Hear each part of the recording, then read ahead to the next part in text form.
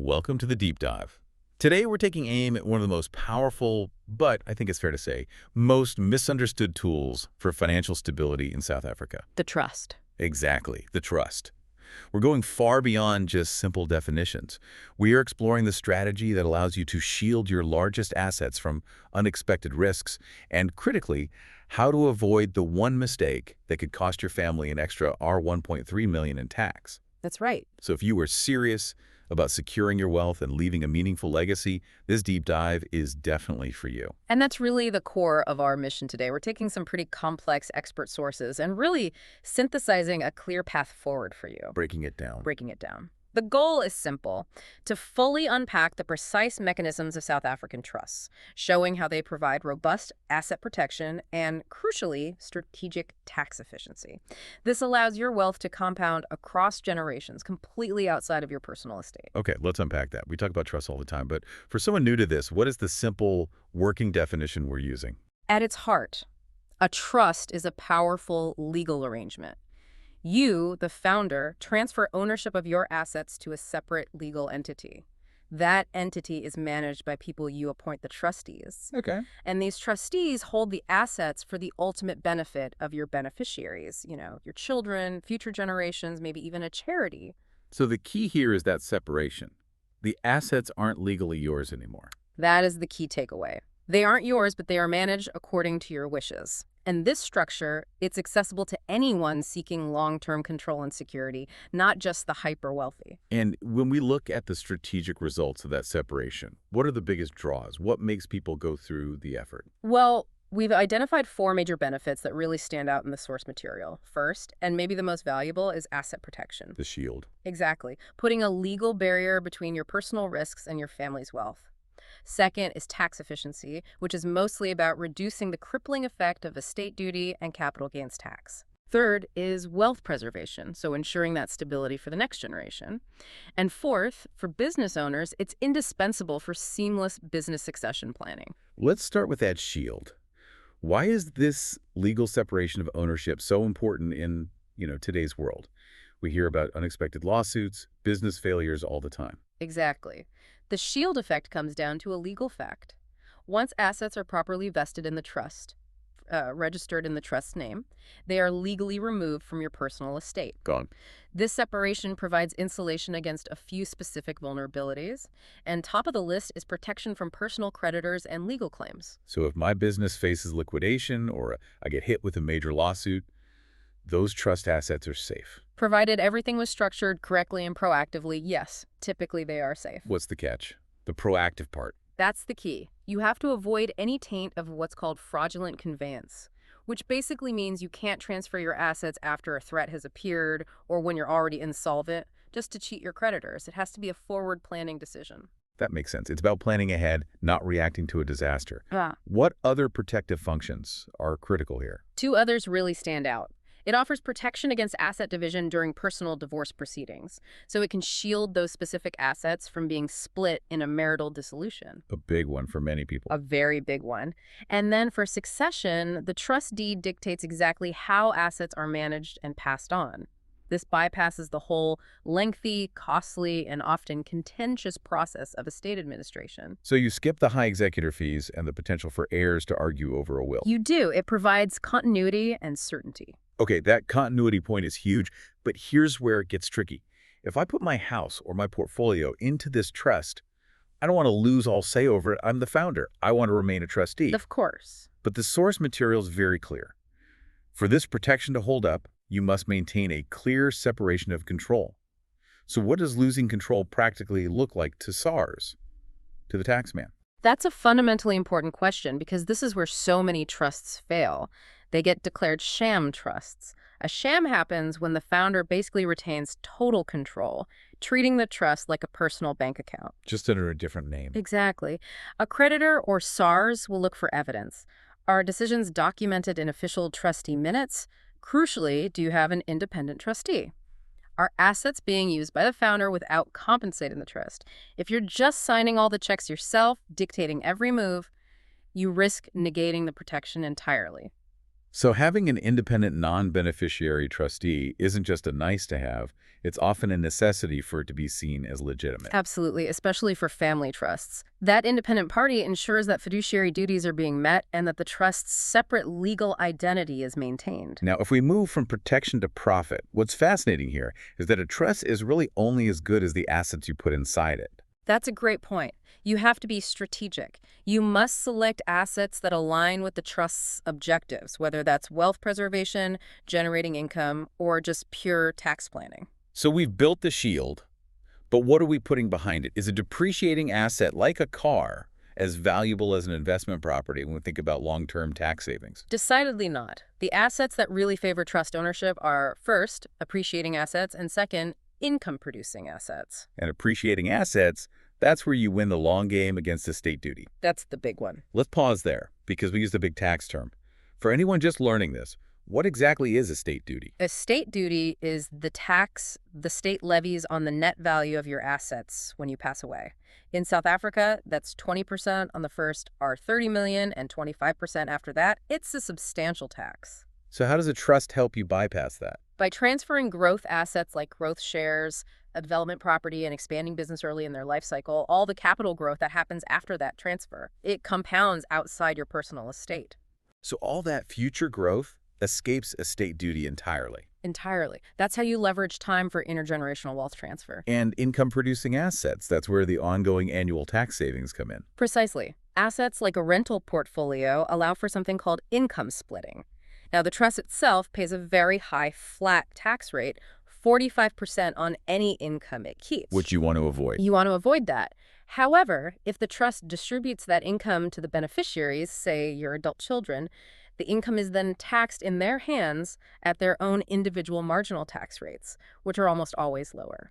Let's walk through the numbers from the source, because this makes the benefit so tangible. Okay, so take a rental property generating, say, our $300,000 in annual profit. If you own that personally and you're in the top tax bracket, the 45% bracket, your tax bill is $135,000. Right. Now, if the trust distributes that same $300,000 evenly to three beneficiaries, they each get $100,000. They'll pay tax at their much lower individual rates. The total tax bill for the family then drops to about $78,000. Wow. That's an annual saving of $57,000. For the family, that's staggering. It is. And if you project that $57,000 saving over 20 years, you've saved over $1.1 million in tax just through efficient income distribution. And if we look back at the estate duty savings on that appreciating asset, the numbers are just as compelling. If you transfer a property valued at $5 million today, and it grows to $20 million over 2 decades, your state has saved roughly $3.02 million in net estate booty. And that's even after accounting for the initial donations tax you paid. it's hard to ignore that kind of leveraging effect. It really is. That sounds fantastic. But we need to talk about the landmines, because this journey is absolutely fraught with potential pitfalls. Transferring the wrong asset can negate every single benefit we just talked about. This is a crucial section. What assets disfavor trust ownership? Yes. The number one asset that should generally stay out of a discretionary trust is your primary residence. And this is a critical point that so many people miss. Why? Why should my family home, often my biggest asset, stay out of the trust? Most people would think that's the first thing they should protect. Because the trust structure immediately sacrifices the individual's substantial capital gains tax exclusion when you sell it. Let's quickly define capital gains tax, or CGT. CGT is the tax you pay on the profit you make when you sell an asset. An individual gets to exclude the first $2 million of profit when they sell their primary home. A trust gets zero exclusion. It loses that entire $2 million exclusion. Entirely. And what does that translate to in actual tax paid? Give us the stark example from the source. Okay, so if a $3 million home appreciates to $8 million over time, holding it personally results in a CGT bill of around $486,000. That's after applying the $2 million exclusion. Right. If that same house were in a trust, the CGT bill rockets up to nearly $1.78 million. That's an additional tax cost of $1.29 million. $1.29 million. That cost could easily outweigh any estate duty savings on that asset, and is a massive hidden cost that can completely destroy a legacy plan. Exactly. The trust structure is excellent for investment properties, but rarely suitable for the primary residence. What else should stay out? You should avoid transferring personal use assets. You know, your daily car, your everyday bank accounts. This just creates administrative headaches and it risks triggering what SARS calls attribution rules. Okay, another piece of jargon. If I transfer my car to the trust, but I'm still the only one driving it, what are attribution rules? Attribution rules are basically SARS's defense mechanism. They state that if the founder keeps the beneficial use of the asset, so you're still driving the car, or living rent-free in a house owned by the trust, SARS can attribute any income or capital gains from that asset back to you personally. Which defeats the entire purpose of the trust. The whole point, yes, you Yeah. have to maintain that legal and practical distance. What about financial assets then, like shares in unit trusts? They're liquid, they appreciate? Sounds ideal. They are excellent for trust ownership, mostly because of their liquidity and easy electronic transfer. But the timing of the transfer is absolutely critical. Why is that? Because transferring shares, just like property, triggers two upfront taxes at the same time: donations tax and capital gains tax on any profit the shares have made since you bought them. So you need to be strategic. Very. You either transfer shares that have minimal unrealized gains, or even better, you purchase them directly in the trust from the very start, using trust funds or a properly documented loan.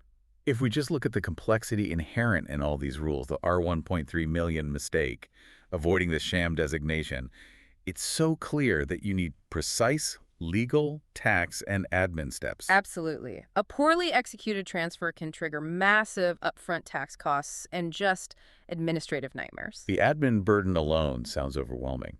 It's not like you just sign the trust deed once and forget about it. Absolutely not. A trust requires active management. We're talking annual financial statements, specific tax submissions for trusts, keeping accurate minutes for all trustee meetings, and making sure every decision aligns with the deed. That all requires specialist knowledge. It does. You can easily spend hours wrestling with compliance that pulls you away from what you do best. This is precisely why expertise is required. You need someone who can simplify this minefield for you.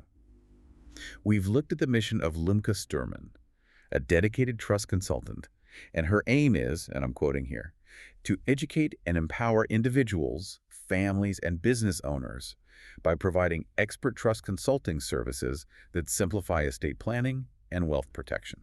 That simplification is the key. It is. It's the missing link. A consultant is necessary because they provide a holistic approach. They ensure compliance across the board, especially when you're navigating these complicated tax areas. For instance, knowing when it's best to distribute income versus retaining it and paying that flat 45%. And to make sure you're meeting legal requirements, like having that independent trustee. Correct. They break down the legal and financial jargon, turning these complicated rules into clear, actionable advice that is aligned with South African law. And this guidance becomes absolutely vital when you're facing specific regulatory hazards. For sure. Consider Section 7C. That's the rule that stops people from lending their trust money interest-free, or the complexity around illiquid assets. If you transfer unlisted shares, for instance, you need a professional valuation for donations tax purposes. Those valuations can easily cost $50,000 or more. And if you get that valuation wrong, SARS can penalize you retroactively. It's a deep-level compliance point that most people would never even know about. and no two clients are the same, so that consultant is critical in picking the right structure, a living trust versus a testamentary trust, and making sure that choice aligns perfectly with your specific family goals. These rules are non-negotiable compliance points. Ignoring them, or just executing them poorly, can nullify the asset protection, incur massive fees, or destroy the entire trust structure. So getting that strategic guidance gives you the peace of mind that your assets, your structure, and your objectives are all aligned from day one. That's the goal. For those ready to secure their wealth, protect their legacy, and access this personalized expertise to navigate these complexities confidently, you can find the resources you need and get started by visiting www.lumcasterman.com. So to quickly summarize what we've uncovered today, strategic trust planning is about three things: capturing capital growth outside your personal estate, maximizing income distribution tax efficiently, and placing your vulnerable assets behind a robust legal shield. But the structure is only half the battle. It really is. That's right. The work doesn't stop once the papers are signed. Trust must be reviewed regularly. We'd recommend at